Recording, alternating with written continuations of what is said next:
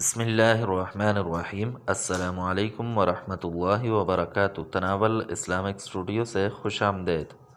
اللہم صلی علی سیدنا و مولانا محمد وعلی آل سیدنا و مولانا محمد وبارک وسلم وصلی علیہ۔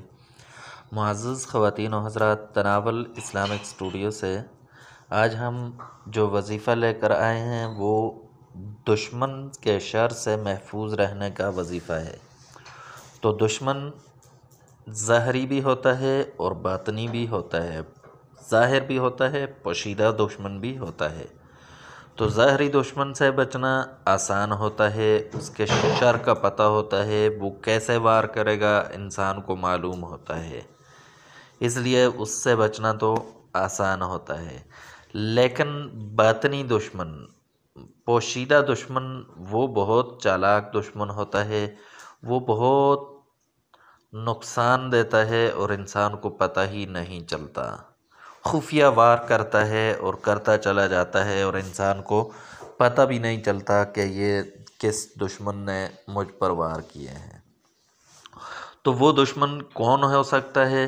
ایک سب سے بڑا دشمن تو شیطان ہے، اور اس کے علاوہ جو بھی شیاطینی کام کرنے والے ہیں، جادوگر اور نظر حسد کرنے والے، یہ سارے شیاطین کے کام کرنے والے دشمن ہیں۔ تو ہر قسم کے دشمن، ظاہری اور باطنی دشمن سے بچنے کا ایک بہت ہی زبردست وظیفہ لے کر حاضر ہوئے ہیں۔ تو